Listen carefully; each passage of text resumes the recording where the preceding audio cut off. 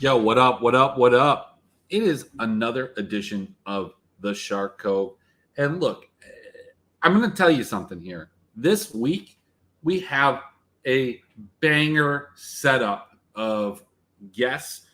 This past week, maybe we didn't. This week, we do. So the title of this show is Four Kings because we had four kings scheduled to come on, but one of the kings dropped. And that's okay because when there's four kings, you drop to three kings, and eventually you end up with one king. But that is how it goes. I want to first and foremost introduce somebody that has done, a lot of the video editing on the back end when it comes to the Book of Moose. The Mike B said this, so many different things. I got a first timer on the Cove. I've got a guy that used to bark for dogs. We've got Justin. What is going on? Fresh baked, the cookie man. Beautiful Woof, background. What is going on? First time. Been a while since I got you on here. Well, I've been trying to get you on here at least. You have.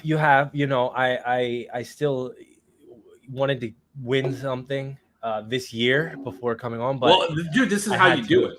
Right. Yeah, I feel like this is the way to do it. You have to appear on the Cove, like Cody. You know, you appear on the Cove, and then you never come on again.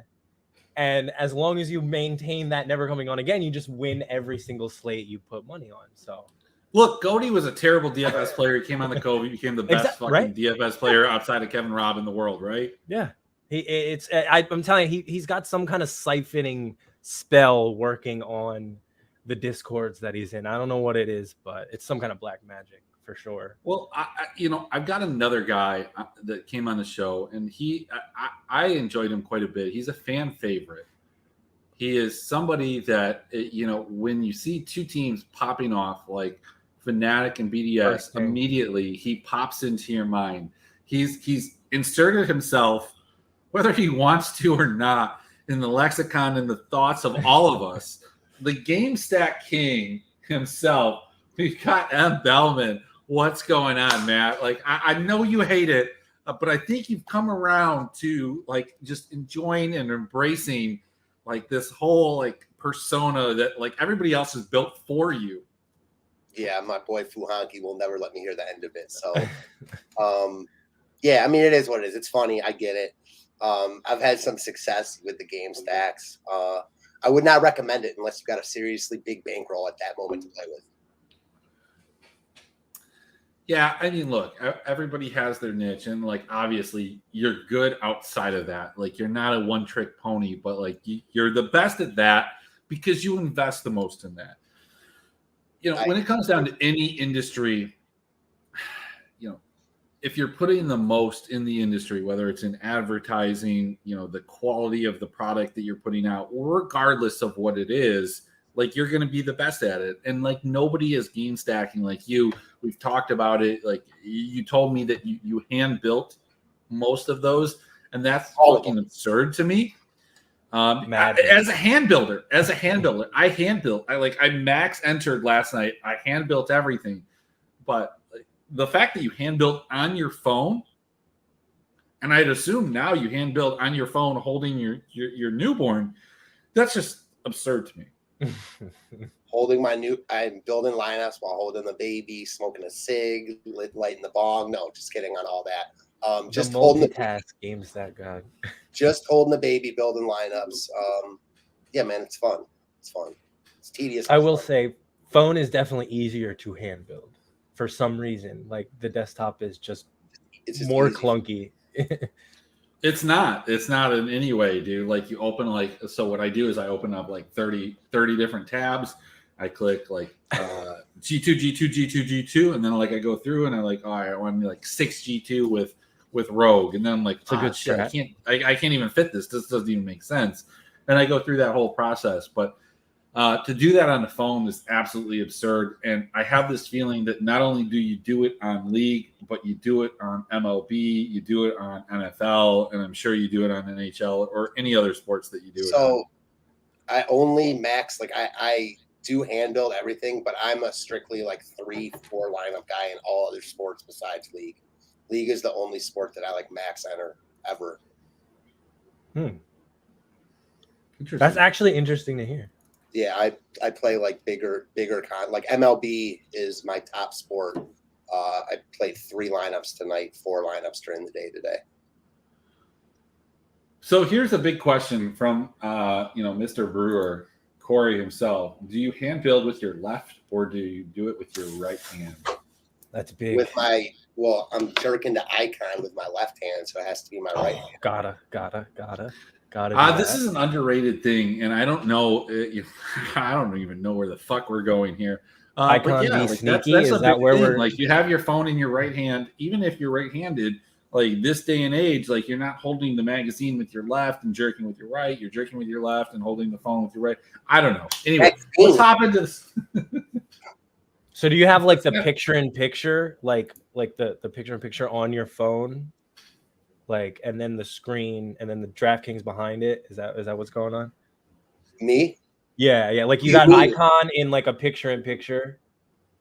Oh yeah, okay, yeah. Okay. Icon in the picture-in-picture. Yeah. One, the game on the other. Yeah, I've got. I like it. All right, guys, let's hop into this.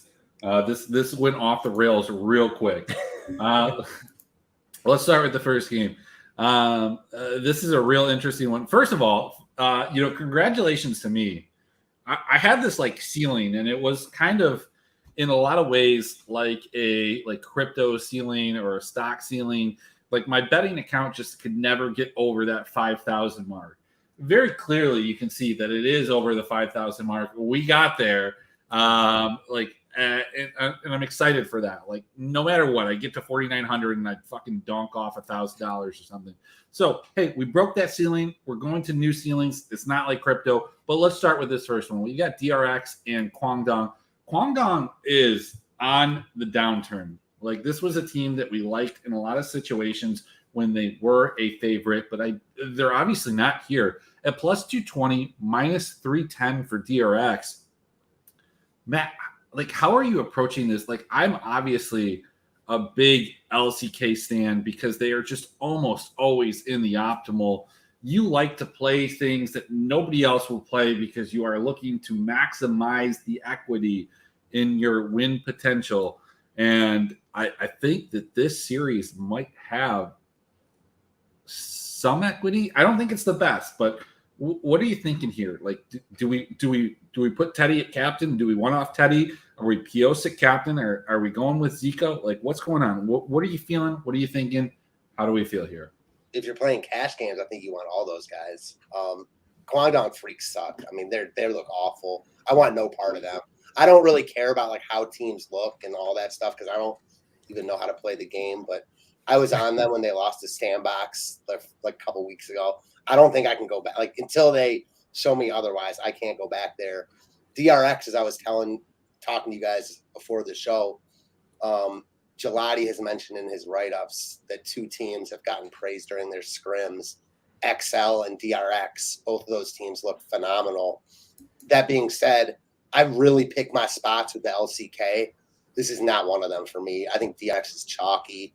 If they go off, there's another slate on Monday now or Sunday? What day is it? Friday? Saturday? There's another slate Monday. They're going to be popular for good reason because I would be surprised if they lost this match. But LCK, I think there's spots in the LPL I like better personally. Justin, Zeka is how you say his name. Like, is this dude like the second coming of Night, but like somehow like with a team that doesn't score around him? Like this DRX team has been nothing short of disappointing when you look at like what Matt is talking about when it comes to Donby saying like this team was invincible. That like you could check the date. It was before the spring season. This wasn't like a ruler Chovy COVID situation. Like I still can't believe I got people on that. But this DRX team, when we take a look at this, and this is not updated, let's go ahead and let's bring this up.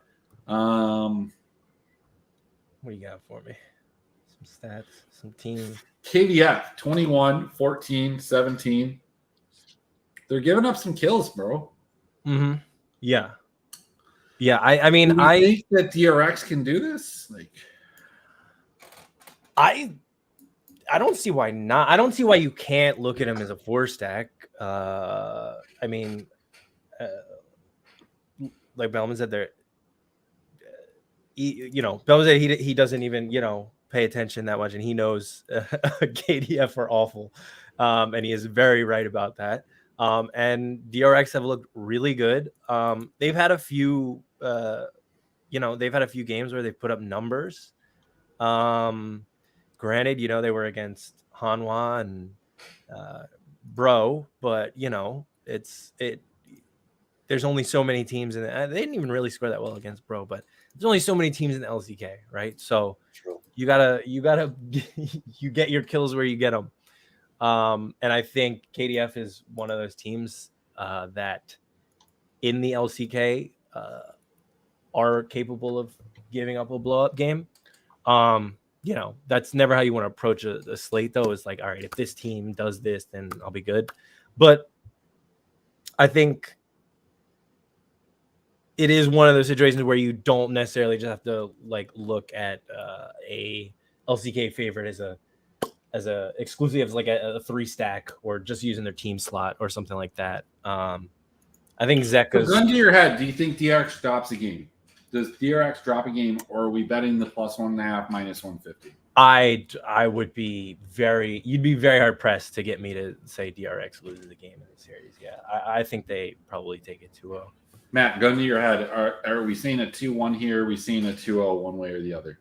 I could easily see DRX messing around here and winning the series 2-1, or just steamrolling, winning it 2-0. Gun to my head, I always will side with the dog. So gun to my head, I'm going to say Kwangdong take a game.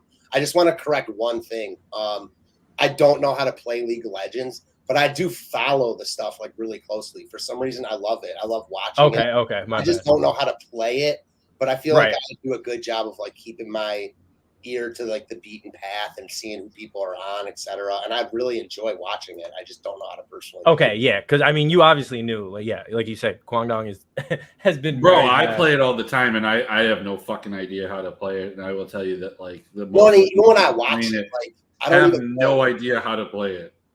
Even when I watch it, I'm not sure what exactly I'm watching. I just know I'm watching team fights with my guys getting the kills. Yeah, bro, that's how I feel about my team. My team most of the time when I'm playing, I have no idea what they're doing. Anyway, so one of the things that I like is the over/under maps. So we're looking at 20.5. Holy shit! Do we think that 20.5 kills? Is this a number we're going over or under? 21.5 over or 20.5 under? When we look at both of these teams and what they've done so far this year, DRX is 33, 14, 15. That was with Bro. And then we're taking a look at KDF. Where's KDF? Right here.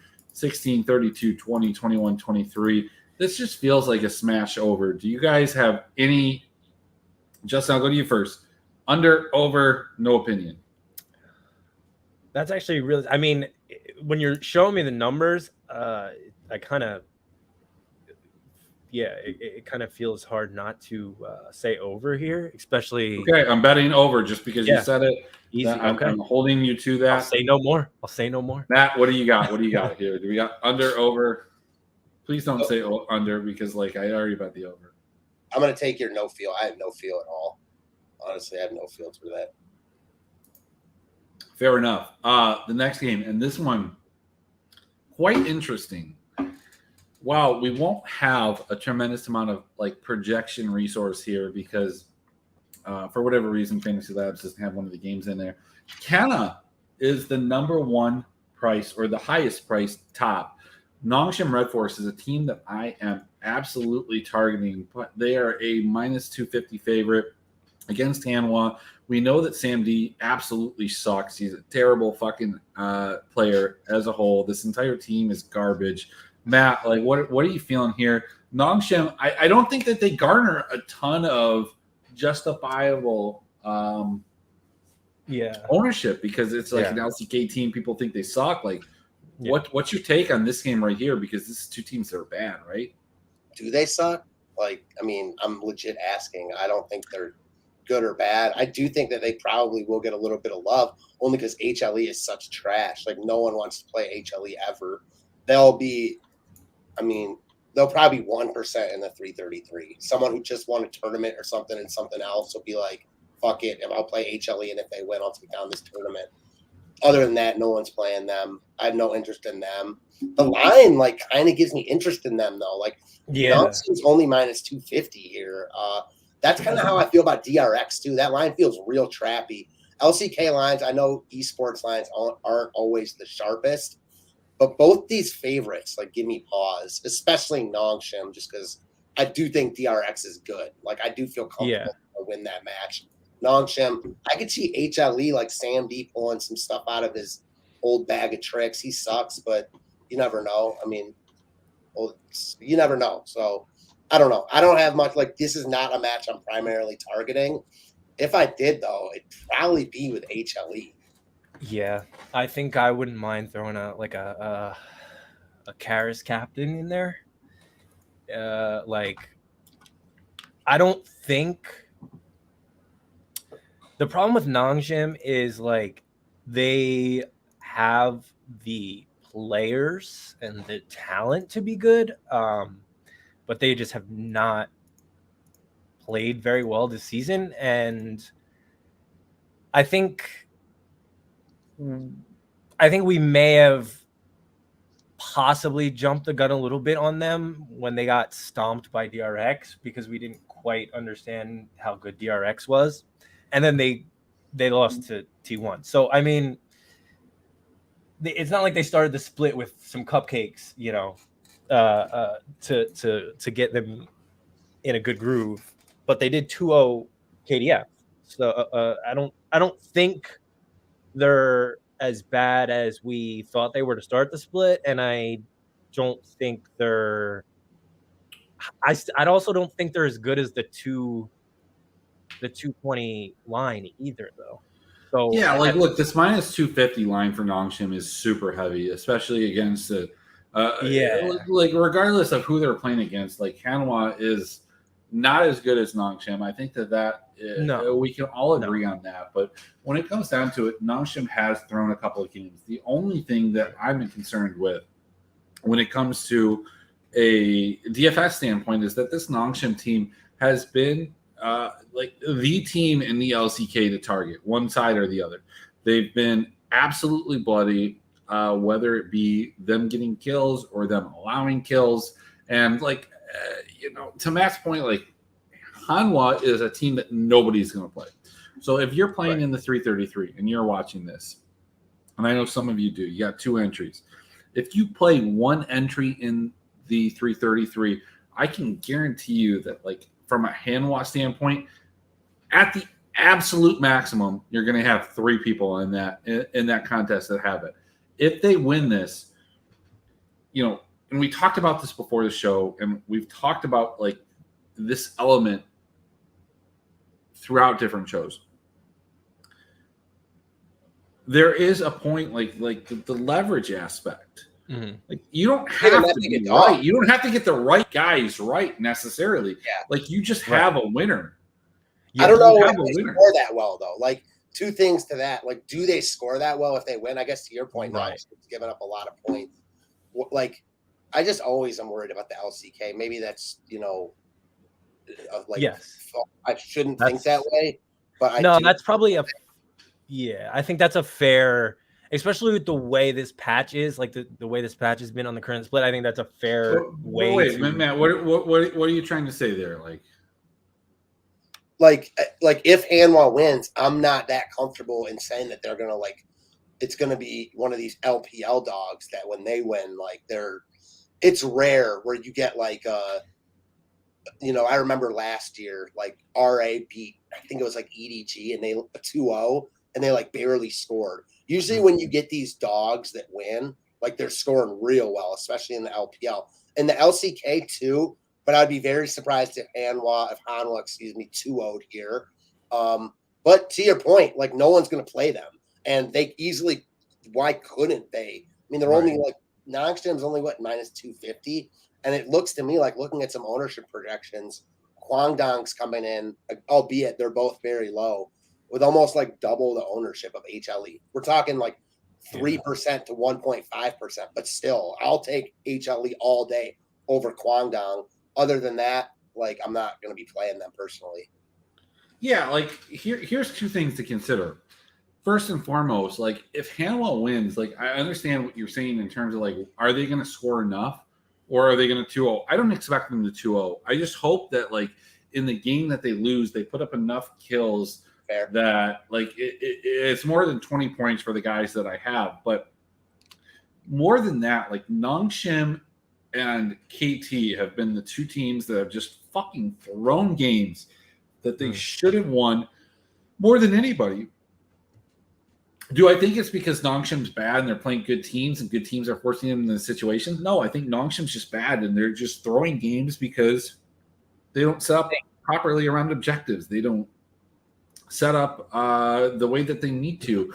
And can Hanwha, as a professional team in the LCK, not in the LCS, mind you, go ahead and capitalize on that. And I absolutely think that they can. Would anybody be surprised? This game is like tomorrow at 4 a.m. You wake up at 6 a.m. Eastern. But raise my and Hanwha has 2-0 fucking Nongshim with like 16-4 totals. Would that fucking surprise you? It would not surprise me, but it would make me sad. No, here's the thing though. The reason I probably won't play at Hanwha, like when all is said and done, is because Nongshim's not going to be that popular either. So like the leverage isn't really there. Nongshim will be overowned in my opinion because I don't think they're a good play at all. But we're talking probably the fourth highest owned team on the slate. So I just think this is a cross-off game for me. You got to cross off some of them. For me, another one. If it goes off, it goes off. I'm not going to be playing it. I don't know, man. Like Nongshim feels like one of the best plays in the slate. We'll look at the other teams. I love Nongshim. I'm on it. I wish Nongshim though was on yesterday's slate. I wish they were part of the 5-game slate. They would have been forgotten. This team that's giving 20 kills or getting 20 kills is just like a secondary thought. Now they're on the forefront. You almost have to play them, but nobody is going to play Nongshim. To your point, Matt, like nobody is going to play Nongshim as a fucking favorite, as an expensive favorite in the LCK. Like, are you going to play fucking like a Nongshim LCK favorite as a 4-stack? Like, that feels disgustingly terrible. I think some people will. I think I will. You're right. I will. I think a lot of people will. HLE factor. Yeah, and I think there will be a lot of Nongshim anyone's legend. Hey, whoa! For shit, for dude. one, just because we haven't even got there yet. I'm just giving a little preview. You know, I'm just giving a little crumb of the cookie. You know. Okay. All right. Well, let's talk about this game right here. I only say that because of Kana, right? Because I think Kana's the most expensive top lane. Yeah, I think he's going to be the reason you might see some more 4s than you normally would, because I think the rest of the players are like 3rd or 4th highest salary at their positions for the most part. So I think that usually lends itself to being a little more popular ownership. Justin, I want to stop you for a second. I've gotten a message coming through the Twitterverse. We've got Elliot, aka EJ Carney, has come through and said that a 4-man KDF is the way that you want to go. This is also, just keep in mind, the guy that continually bets me even money, and he takes and like it's just somehow he beats everybody else, but he doesn't beat me, and it's crazy. But so I can just take KDF out of my player pool then? No, is that what? Yeah, I mean, if that's the way you want to take it. But Matt, here we go. This is a game. This is one. This is like a premier game within the LPL. We've got a BLG team that has looked like they are garbage. They're on the ropes. Doggo is that guy, but he has not been that guy. We've got EDG, who has not looked as good. They're a -240 favorite, a -190 on the map. BLG minus 180 plus or minus 170 to win a game. Are we looking at Viper here? Does Viper play Zeri? Is he going to hit somebody with a crit on a W through some terrain? Where are you looking at this? Is this a game that you want any part of? Yeah, I mean, listen, I just said that there's 2 LCK games I didn't want much part of. There's only 4 games on the slate, so definitely going to want pieces of this LPL game, of both these LPL games. I think that EDG, the way I see it right now, how ownership breaks down, and obviously that's projections, et cetera, et cetera. EDG looks like the second top stack on the board here on the entire slate, but BLG looks like the second top leverage stack on the board. So you could easily see me with a bunch of BLG tonight. I don't really care that they've looked awful or whatever. This team's still good. They were very good last year. People, I think, overrate like Breathe, Ben. Like, I don't care about that. Icon, you know, I thought Fofo was really good just from how everyone spoke of him coming into last split. But apparently he hasn't played that well. Cal, in one of the, I'm in a Discord group with him, has been calling out that he sucks. So I don't know if that's the truth or just Icon looks good. But I think in his second match. Well, Icon looks good. Well, yeah, of course he looks good. He's a stud. But we know that. On the Rift, I should say. I think EDG should win this matchup, but another one where the line is short, EDG is going to be really popular. I think people are going to struggle to click on BLG's names. I like that about them here. Again, I could easily play a bunch of BLG here, a bunch of each side of this game. Yeah. I like that call because BLG, at least within the wins that they've had, and they haven't had many on the maps, this is a team that has scored quite a bit, and in their losses have scored quite a bit. They're not a team that's been known to 2-0. Like Justin, like this EDG team though, for me, has not been the team that I thought they were going to be coming out of the get-go here. So I kind of like this BLG take. I feel like I want to go all in on BLG. Tell me why that's stupid. Oh man, you want me to tell them why it's stupid? Okay, I will play devil's advocate. I mean, listen, I do agree with you that EDG definitely hasn't looked quite like the MSI.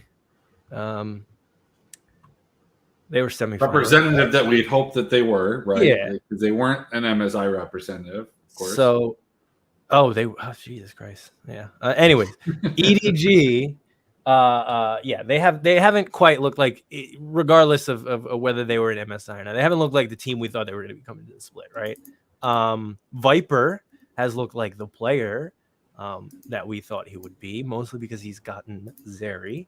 But he's got skill on pretty much any champion he plays. I think the issue here that I would have with BLG is they really just haven't. I mean, they really haven't looked good against anyone, right? Like they got absolutely walloped by Anyone's Legend, which was kind of that was kind of the game where everybody started taking Anyone's Legend seriously. But who knows if that's more just on BLG not looking sharp. They dropped one to up, and they just really haven't looked sharp at all. And I think, who's to say whether it's got something to do with Doggo and Uzi and all that, and that's still leading into the season. Let's clear the air. Doggo fucks, and I swear to God, anybody that wants to say anything otherwise can meet me out in the fucking street. Which is more because it's okay, dude. Doggo fucks, and if you don't think so, it's more perplexing. It's even more perplexing why they haven't looked better this. So this BLG team hasn't looked great, but one of the things that I think that you pointed out and is understated is that EDG has played FPG or FPX. FPG, what the fuck's wrong with me? FPX, right. WBG, Weibo, and JDG. They haven't an easy schedule per se. Yeah, they've had a little bit of a cupcake schedule coming out for sure. I wouldn't even say it's a cupcake. WG like they've had some tough teams that they've played against, and so like they're not looking necessarily as good as they could be. Like, is BLG going to be this team that like changes this? Like, I like EDG here, but from a standpoint of leverage that you both are bringing up, like both points make a ton of sense. Like, this is a game that like I want both parts of. Maybe I want, like, if I'm playing all of the different contests, maybe I'm playing like the 333, I'm playing EDG. Maybe in the 44, I'm playing BLG. And then maybe in the like the $10, I'm like leveraging one or the other against each other. Like this is a game that I want to split. I think EDG wins this 2-1. Justin, give me a pick. Your balls are on the line here. We're gonna cut your balls off if you're wrong. EDG, BLG, who wins? Okay, balls on the line. Yep. It's a big call. Balls on the line. I would say. I need an exact score. I would say BLG 2-1. Matt, do you feel the same way, or are we going to need a BLG 2-1 because they never 2-0? That's my no. I special. think EDG is the better team. They should win 2-1. Ownership is why I like BLG. If you tell me that BLG is going to be like 10% or higher, I have no interest. Yeah. All right, somebody's cock is getting cut off tomorrow. But hey, let's talk about Invictus and anyone's legend. This is just know if BLG loses, I'm not coming on the Cove ever again. That's yeah, we don't allow people without cocks on the show. Invictus and anyone's legend. We've got basically a pick'em here.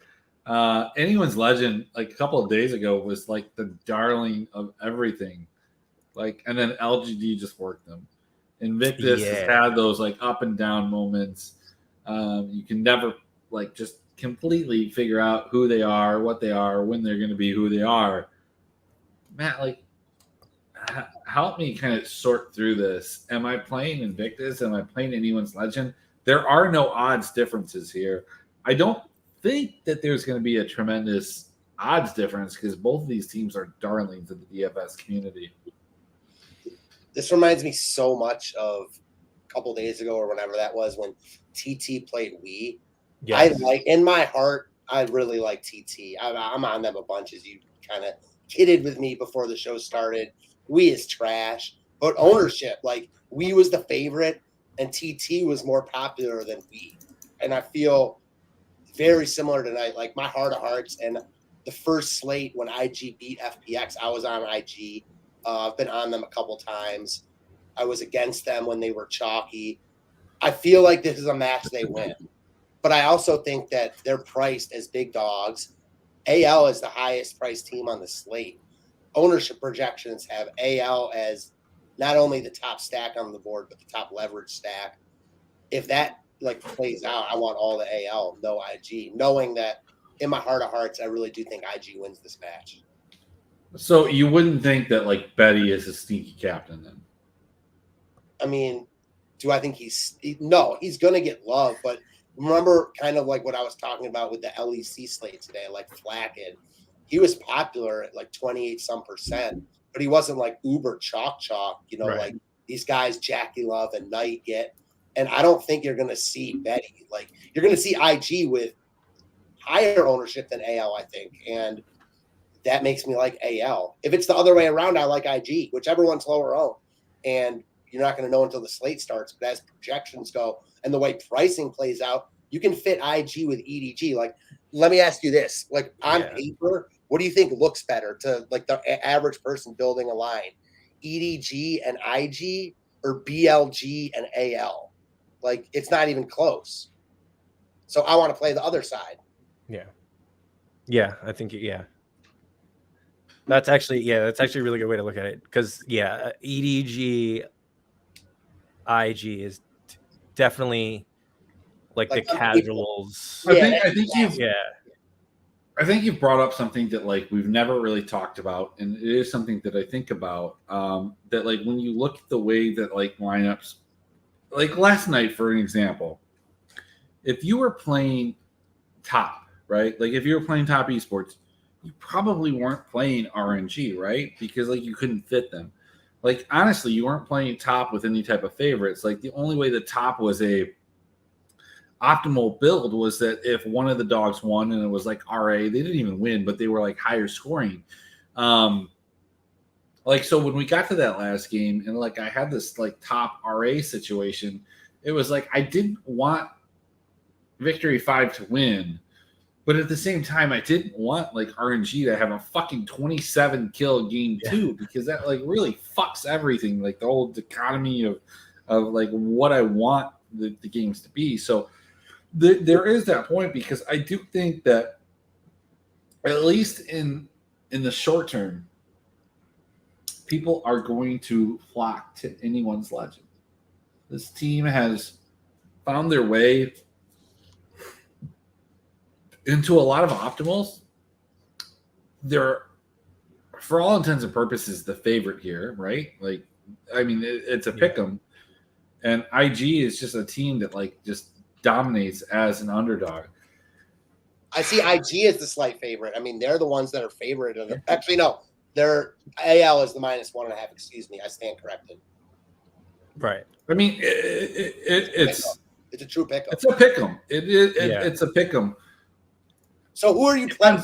My question to you is: do you think people are going to flock to AL? Like, who are you playing AL with? Because if like Justin earlier mentioned like Nongshim with AL. If you're playing those teams, you probably have to use like a top captain, which maybe you do. Like maybe Kana, however you say it, is the guy you use there. But like AL is hard to fit. I mean, you really have to be here with it to play AL, and I think that's going to push people away when they're a pick. I mean, it's a pick 'em. People like IG also like AL just shit the bed, let down the masses against LGD. I think IG's. The more I talk about it, I mean, there's no way IG isn't much more popular tomorrow. I'll be surprised if they're not. Yeah, but look, like LGD is the greatest team like that we've seen. I LGD TT era, you know. Yeah, I think. Oh man, that actually is really tough. I want to like what Emmerich said also like strikes me because like AL definitely does feel like the kind of the darling at the moment, even though they did. Now it's all about whether them getting stomped by LGD like changes that, because I think if this was before that game, if this was before the LGD series, AL is probably like I mean, they're probably like a 250 favorite and their ownership is way higher, right? But because of that, you know, it's like the pricing came out before that. You know what I mean? Yes, it is like because Betty is priced like their 250 favorites. Yes. And then the rest of I mean, like, even Forge, Xiaohu, the rest of their team is priced like they are like 250 something. Guys, it's gonna be a shit show though, right? Can we at least come together and agree that like we're gonna hit the over 28.5? Like, is that gonna happen? Like I bet this right now. I mean, if I had to pick one series on the slate that was gonna be a fiesta, it probably would be this series. Yeah, definitely. My only concern is that like I feel like both these teams really want and need this win going forward, and they might play passive because of that. Wow. I mean, that's not the likely outcome, but again, I don't really bet over. No, there's always that. Yeah, there is always that possibility for sure. I know you don't, but you should, because it's been a fucking goldmine this split. Let me tell you. Yeah, my feeling on this is like, and that's the way.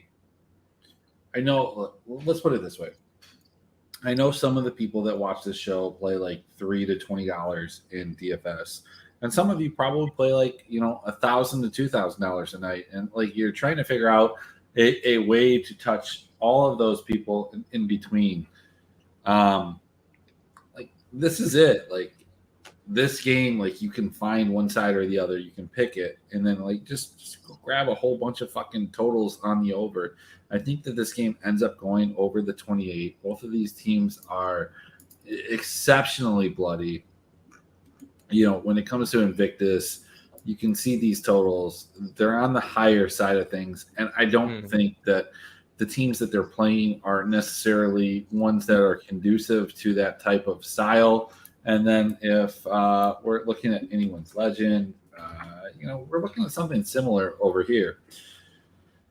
Yeah, those totals are actually higher than I thought they were. It's nuts though. Like Matt, you bring up a good point. Like people want to play anyone's legend, and like they've won enough slates that it's not stupid anymore, right? Like it was dumb for like a year and a half. Like while you guys like fucking Nathan and Avalanche and fucking all these dudes just continually like slammed Haru. Like you guys were fucking morons. But then it turned around and they started winning some, right? Right.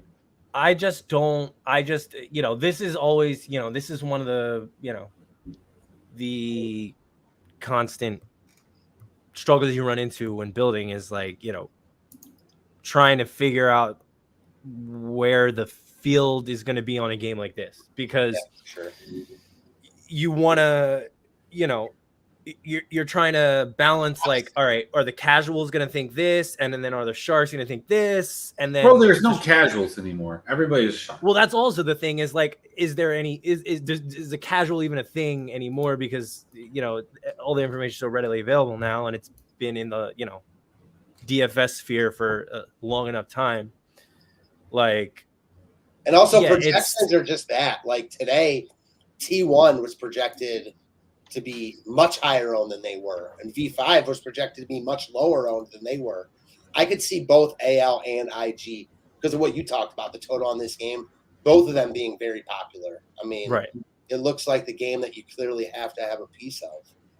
Yeah. Yeah, and when you look at like just projections from site to site, like mine, Gelati's, James, like they're all not that much different, like not significantly one way or the other. Right. So I don't know where people are pulling their information from, but like, you know, if you're pulling information to me, like there is a, you know, there's a Venmo and there's a cash, you know, a PayPal thing that you can send to me. That's totally cool. You can send it to Quickie too, because he makes a lot of fucking cool videos for me. Let's put this together, because look, Matt, I know you don't watch the Western leagues, and I totally get that, because fucking God, the LCS is garbage sometimes. Final thoughts as it pertains to this 4-game slate. Do you have a place that you want to like stake a flag? You don't have to. I don't care. Excuse me. I think the best ownership play on the slate is BLG. That's the flag I will plant. I don't think it's like that likely they win, but if they win, I think they score well, and I just don't think many people are going to play them at all. Also, like, I guess thinking back on it, man, like HLE does look kind of good. If you got money to blow, HLE like looks appealing. Yeah. So like HLE, BLG, they're going to be in your $15 portfolio, aren't they? Potentially. I don't know. Like they're going to be mine. They're going to be mine. You've talked me into it. I don't know if you fucking coming into this show about like AL and BLG were going to be my stances. But now I think AL, like after talking to you guys about it, I think AL might be more popular than I first thought. And that gives me that means I have to take a whole step back on the slate, because originally I like IT. Like, so now I'm torn, not gonna lie. But it's gonna be tough with that game. I don't think it's a problem. Like you've like, I came into this, I was gonna play, I don't even know what I was gonna play, but like it wasn't gonna be like this fucking BLG HLE combos. Like like I don't know. Like maybe you strategically came on the show to fuck me over and go make me play BLG HLE. But maybe it'll work out for me. I don't know. Obviously, that's not true. I understand that. Listen, like, if you play BLG, the more that I think about that, the more I think it's a fucking sexy play. Yeah. And but I do think about how I'm gonna wake up tomorrow morning, completely sober, dehydrated, having to piss at like 6, and both of these teams fucking just losing all of their fucking games and not having a win. And like it's okay. It's all right, Justin. I mean, on the Eastern slate. So to not, because I definitely agree with the BLG HLE stances. I think like great. We're the only guys that are going to but- be BLG HLE all the way through. Sam D captain, right? Maybe Nongshim is the team that like because AL gets more love. Like maybe Nongshim is the one that falls under the cracks. Like I think Nongshim is what you came in thinking AL was. Yeah. I think. Yeah. maybe- I came in thinking Nongshim was because like I think it. Nongshim Hanwha is actually like I think Nongshim Hanwha is closer to the pick'em game than ALIG is personally, because I don't think Nongshim is that significantly better than Hanwha, and I think AL is still a good team this split, and I just don't think IG. I still think IG have a ways to go before they like. Do you think that? More importantly, do you think that's like the common perception, regardless of what you? That's think? the problem, Yeah, right? Like, I think. No, I think that like we brought up a good point, and I was waiting for you to finish here, but I thought Nongshim was like the team going in that like I was afraid that other people were going to look at. And, like I thought their pricing almost pointed people at Nongshim. I wanted to play Nongshim. We didn't talk Nongshim. Justin, you didn't talk about him. Matt, you didn't talk about him. I want to play fucking Nongshim, bro. Like that's the team I want to play. Like nobody's talking about him. And if we just went through this entire show, we didn't talk about Nongshim. Like I want to fucking play Nongshim. And like it doesn't make me feel good, like because it's definitely a team that like when you lock in, you want to hedge. But like this team has been a haven for fantasy points, whether they give them up or whether they score them. And like maybe like the real key to everything, just like the key was fading JDG, just like the key was fading G2 2 days ago, not today. Like that was not the key. But like you know, like that's the statistics that you play. It's fading this fucking game right here. Invictus, anyone's legend, just getting away from it. Yeah, I mean maybe it's two. I mean it's a pick'em game, so it probably should be a 2-1 either way. So in many scenarios, that third game, like the losing team is going to score more than 20, but you're also just going to have scenarios where the games just don't live out to expectations. Yeah. And both teams want the W pretty bad. No. Like maybe they play reserves. Who knows? I mean, there are scenarios where that happens. Go ahead. No, yeah, I would definitely say that this split, like the 3-game series, have definitely been a little more underwhelming in terms of scoring than they were like last split. Like, you know, I can recall plenty of 3-game series last split that were like 18, 16, 20, 15, like all 3 games, you know what I mean? Whereas this split, you're getting a lot more of like, sure. I feel like, especially because the patch is just changed things so significantly, I feel like you're getting a lot more of teams like sussing each other out in the first game, and then second game you see a little more openness, and then the third game is where things finally open up. But that's still all just conjecture anyways. Like it's I got to circle the wagons here. We're talking about this game so much. Everyone plays so much AL, so much IG. Why not a game stack? No one's going to be playing it. Hey, there you go. No one's going to be playing them together. We think it's going to go 3 games. If there was a game I was going to game stack tonight, it would easily be this one.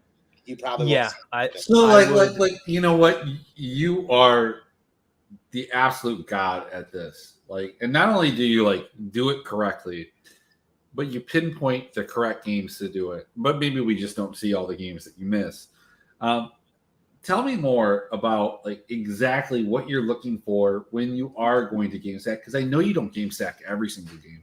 That's what some people might believe. You do pick and choose, and you are successful at picking or choosing those games. Like, what is it that you're looking for?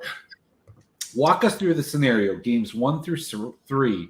what do you need to have happen for a game stack? Like when we're putting it together, like this is what we need to project. So it's for me, it's like not even about that. It's about on those 2-game slates, trying to be different, not split up top. I think that because this meta has played out slower, there's more viability and maybe, the 1 or 2 games go off. That said, I mean, who am I kidding? Obviously, I haven't just done it I've actually done it less this meta. Just as I've kind of grown in playing League, just like anyone else, I'm stubborn. So playing the game stacks, you kind of get drawn into it when you're close. Like it's a tough proposition. Obviously it hits every once in a while, but it's not the type of thing where, I'm looking at this series, that series. I will say, like, this is kind of an outlier series. I think that as ownership projections show right now, both IG and AL are going to be a little bit under-owned. But honestly, the more I think about it, I think you guys are right, especially Justin. Like, those 2 teams are going to get a lot of love. So, yeah, I think they're both going to be popular. When I'm looking for a game stack, it's going to be a game with a really high total. Both teams, maybe a game kind of like this, where you have potentially people scared to play both sides because you're not really sure who's going to win. Mm-hmm. This one isn't that case really because of the high total, etc. So let me point this out.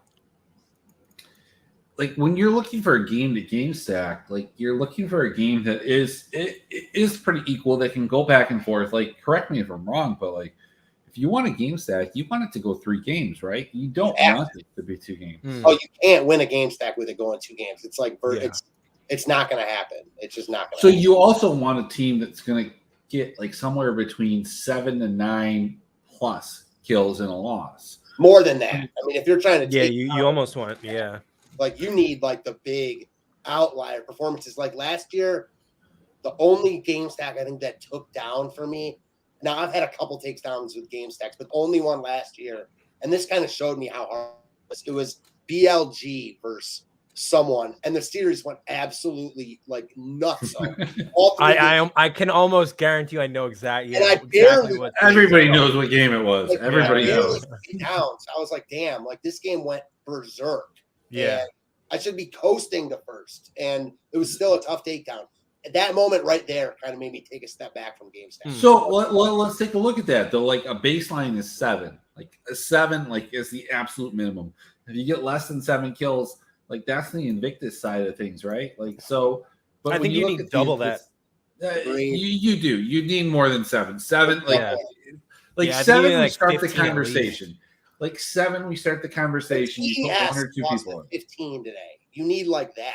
Like if FPX had like come back in that last game, that's a situation where like if FPX had played better in the first game, and there's a lot of ifs and buts, right? But like that was a game because TES got so many kills in their loss where you could see a game stack hitting. Yep. Well, you have to also keep in mind it's not centralized around one specific game, and the way that the slate works, like it's going to work on different slates different ways. For sure. Mm-hmm. But like 7 is your like absolute bare minimum. Like if they can't get 7 kills in a win, and Invictus can do that. Anyone's Legend, can they get 7 kills in a win? They absolutely can. Like this is that game. Like if you're guys, just game stack this game. Just game stack it. Like put every entry you have in. Just game stack. I do like, I think kind of where, like, I feel like this one, I feel like there's really like an LCK series where you're going to want a game stack, right? Rarely.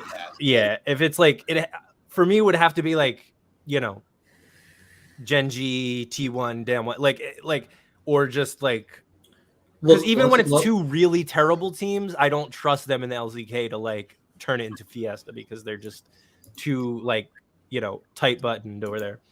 But like, Will, you are the fourth. For a game stack, you have to have so many throws. It's so tilting to watch. Right. Yeah, that's why the LPL is so much easier to like have faith in a game stack with. I feel like because that's just their mentality is to So let's throw paint whenever it, they though. can, basically. Like, because in the show yesterday, like I painted this whole kind of weird situation and scenario where T1 ended up being the primary team, like, and it almost was. Like, there is no reason to believe that this is not like a team that like you can't have the ALIG series is not a team and combination that you can't have. That is not optimal together. Like this absolutely falls within the range of outcomes, and I think it falls within the range of outcomes more than most people will give it credit for. Like I get it, we only have seven lineups for it, but like I would throw 3 or 4 at it, and like I think that you're in a good spot there. And it's a lot about, like, it's not even about that series either. It's just itself. It's about the other series, right? Like, if DRX comes out like 2-0s and holy shit, like Matt, that is the 90 Right. plus, like, your game stack's not hit. I mean, listen, anything could happen, but like if you get 100 from like any other team on the slate, 90 plus, like your game stack's not hitting. You really need like 60s, 70s max across the board. But when you look at these, games, they are 60s, 70s, and like you make a great point. You almost want the other series to also be 3-game series. Sometimes, but just shitty 3 games. You know what I mean? Because 3-game series, but also like you can, because then you don't have to worry about at least the bonus and everything. You know what I mean? Like, yeah, definitely. There's so many different ways to look at it. There's so many different ways to skin the cat. Yeah. At the end of the day, the probability of a game stack hitting on a 4-game slate is unlikely, but not impossible. So 2 things I want to leave our viewers with, because we're not going to go into the LEC or the LCS. Fuck that. 2 things. Is there LEC? There's LCS. We can go through the LCS. We can. But, like, first of all, I want to run through a wall for you guys for a fucking game stack. Like, I just absolutely want to fucking run through a wall. Like, I just want to do it. Like, if you've seen the whole video, I am a champion. Like, I'm thinking this while you guys are saying this. I want to run through a fucking wall and kill it on a game stack. I'd love to take down a game stack because I'd love to show a picture of my cock on Twitter as I, with a picture of the win. And that would be the greatest thing in the world for me. The other thing I have noticed, just real quick, that game, that BLG last year with the game stack, I remember there was another game on that slate that was similar to this ALIG game. And it was like the other game that I game stacked. So God, why are you layering this on me, dude? I'm just saying, like, it's almost impossible to predict. Like, it just really is. It's like it's so hard to predict. Like, why couldn't you're just layering it? Like, I don't even want to go to like this Pandora's box, but like we talked about BLG, EDG, like going 3 games. That series could potentially be game stack material. Of course, yeah, I'm not going to do it, but like you can make a lot of the same points. And at the end of the day, it's harder to do that in a best of 3 than it is in a best of 1. Like the best of 1, like that whole like, and I know a bunch of people tagged you, and it's fucking annoying, and I get it, but like at least you're known for something, right? No, fair enough. But even then, like, all the times I've been tagged, I don't think one time, seriously, as the game stack took down. Like, well, no, dude, that's all the rule. Like, bro, you're mushed. Like, it's a complete mush. But nobody thinks of it as bad as like a regular mush. Like, and you know what? That's racist. It's complete racism. Like, we're talking about mushes is like different than they are, and like it's completely garbage. Like, how can we mush this guy for game stacks when we don't mush people for? No, that wasn't even my point. I'm not even playing all mushes. No. Mushes. No, it's not about that. It's about fucking people mushing people. Like, all mushes, like, all mushes are bastards. All mushes are bastards. How hard it is to game stack. All these times people tag me, mbellman967, like Kratz on the game stack. Every single time, like the game stack has not been optimal, not one time. Well, bro, even if it was, like, they shouldn't be tagging you until the fucking shit's over.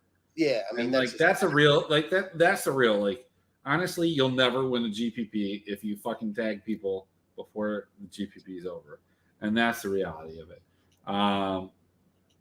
And I'm throwing that out there, and I know the master musher, Mav, and he can do that for me. So, like, look here. Here's the thing, guys. Wow, Gelati. Oh, we just got a bunch of fucking mushers here in the fucking comments. We've got Gelati. We've got NBA Live. We've just got all the mushers that are fucking me over money. Here's the thing. I'm going to go ahead and put this on a pause. We're going to play some music. We're going to put this on just a brief thing. Yo, if you're here when we come back, we'll cover the LCS. We got a couple games, but I need a bathroom break. I don't know if you guys do. So, like, if you can't make it back through the second break, that's cool. All good. So here we go. We're going to put it on a break. I'll see you guys in like 5 minutes, or I'll see you guys the next time you're on the show. So I'll see you guys in a minute.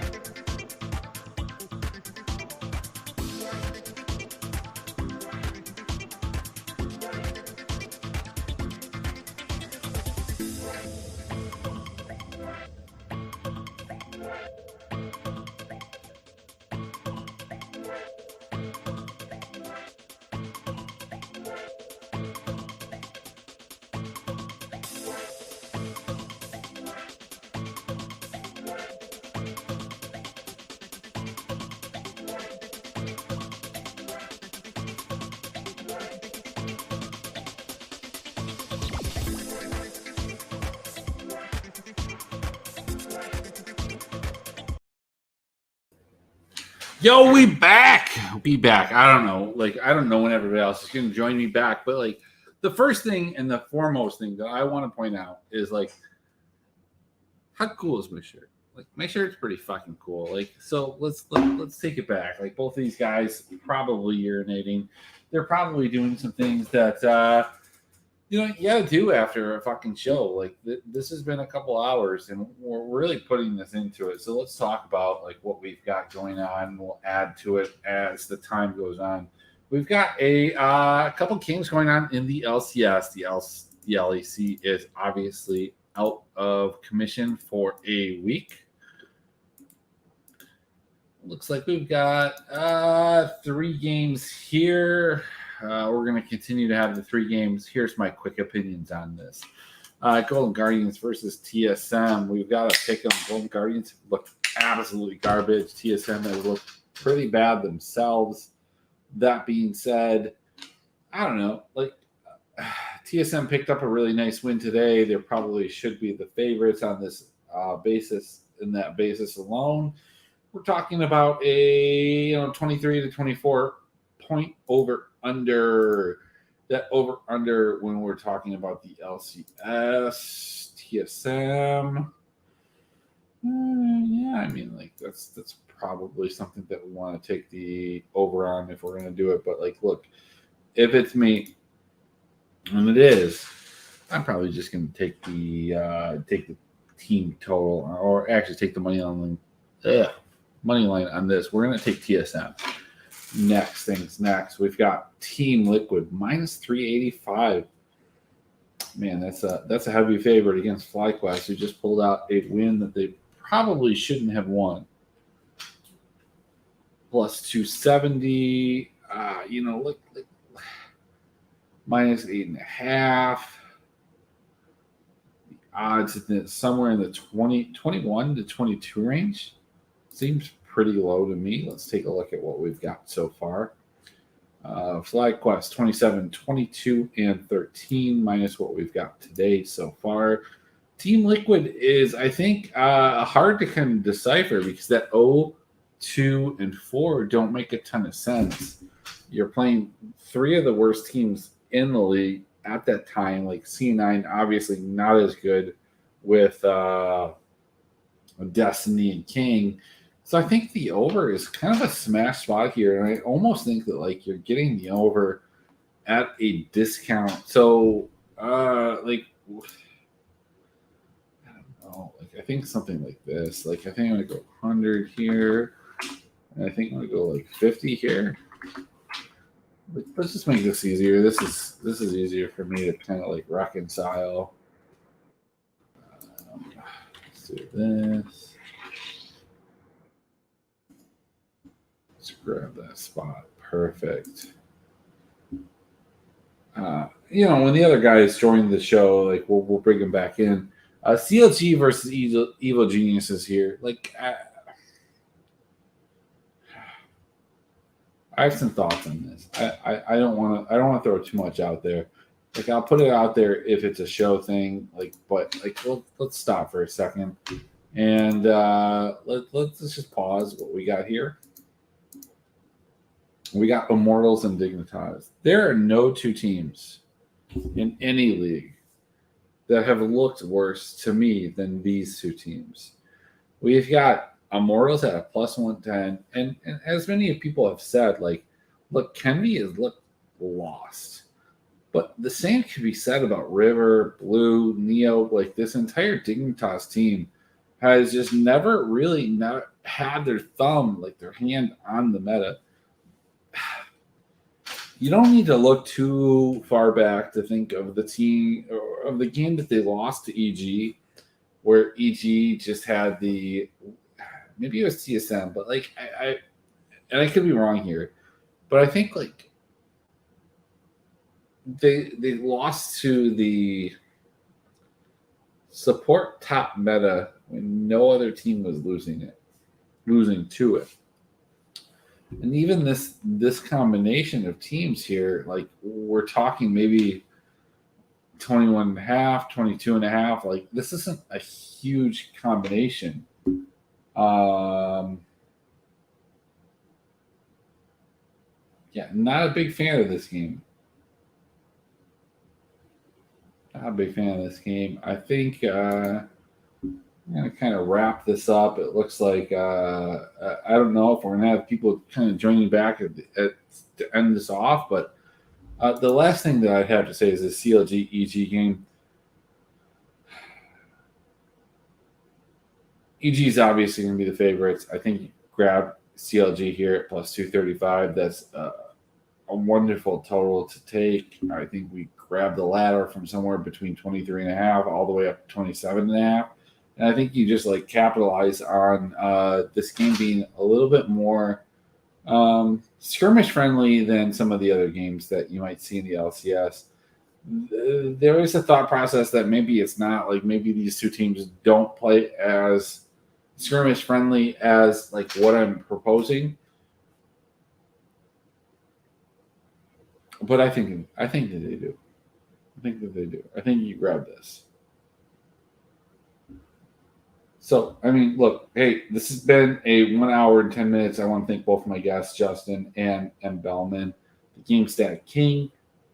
thank you so much for coming on the show. I will talk to everybody later. Let's go out and let's win some